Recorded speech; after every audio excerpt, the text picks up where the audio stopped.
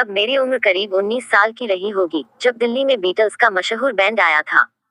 मैं उनके म्यूजिक का दीवाना था और ठान रखी थी कि किसी भी तरह उनसे जरूर मिलूंगा और बातें भी करूंगा। हालांकि ये काम आसमान से तारे तोड़ लाने जैसा था। ये कहना है आकर्षक लुक और बेहतरीन व्यक्तित्व के लिए मशहूर अभिनेता कबीर बेदी का। वो कहते हैं, काफी मशक्कत के बाद बड़ी संख्या मुश्किल से मैं उनसे मिल सका। मुझे उनका इंटरव्यू रिकॉर्ड करने का भी मौका मिला।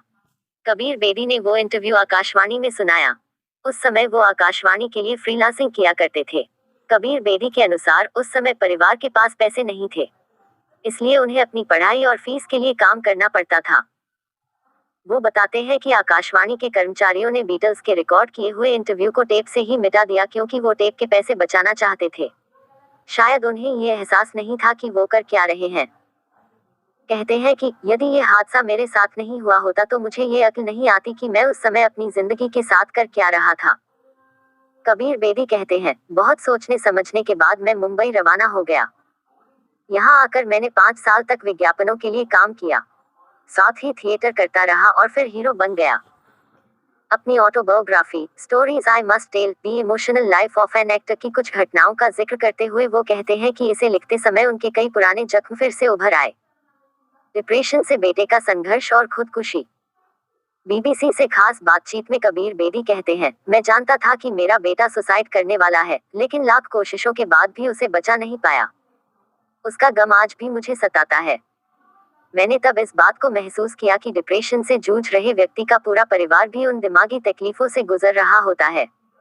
उस दर्द से निकलना आसान नहीं होता।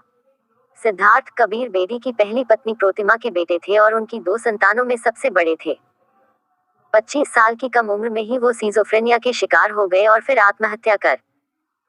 ओडिसी डांसर रही प्रोतिमा गौरी बेदी के साथ ओपन मैरिज ने भी कबीर बेदी को दर्द से गुजरने को मजबूर कर दिया था। वो बताते हैं, जब आप शादी करते हैं तो सोचते हैं कि कोई साथ होगा, परिवार होगा, बच्चे भी होंगे। वो सब हुआ, लेकिन फिर हालात ऐसे बने कि हमें ओपन मैरिज में रहना पड़ा। उसमें हम सब पर क्या गुजरी, इस किताब में उसका भी जिक्र किया गया है।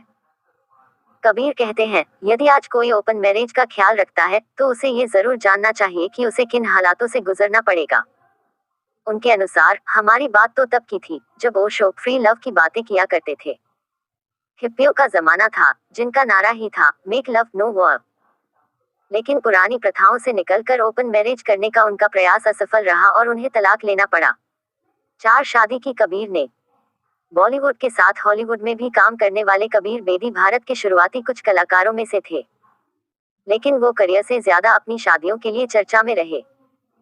चौथी शादी तो उन्होंने 70 साल की उम्र में अपने से 29 साल छोटी परवीन दोसांझ से की।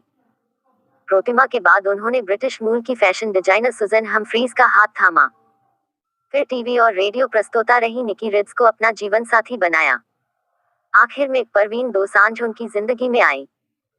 कबीर बेदी साहिर लुधियानवी का जिक्र करते हुए कहते हैं, साहिर साहब ने कहा था कि जिस अफसाने को अंजाम तक पहुंचाना मुश्किल हो उसे एक खूबसूरत मोड़ देकर छोड़ देना बेहतर है। कई रिश्ते जिंदगी भर नहीं चल सकते।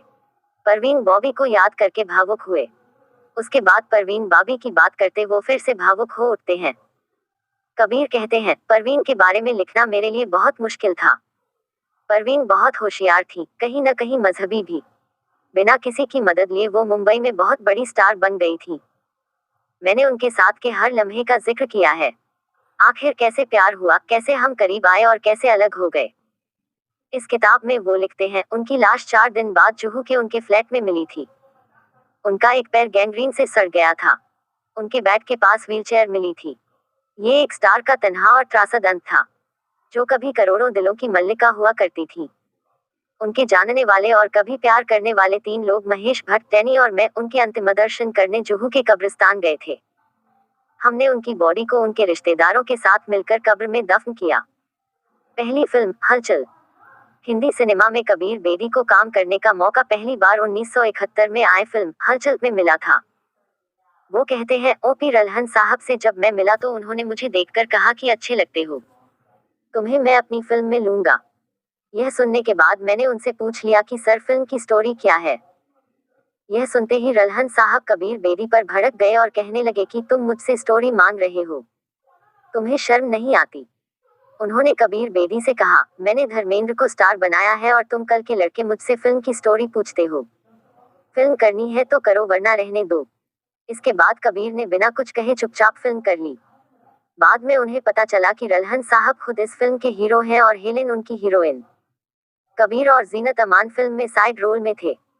कबीर बेदी कहते हैं, फिल्म तो बुरी तरह पिट गई, लेकिन शुक्र है उसका असर मुझ पर और जीनत पर नहीं पड़ा।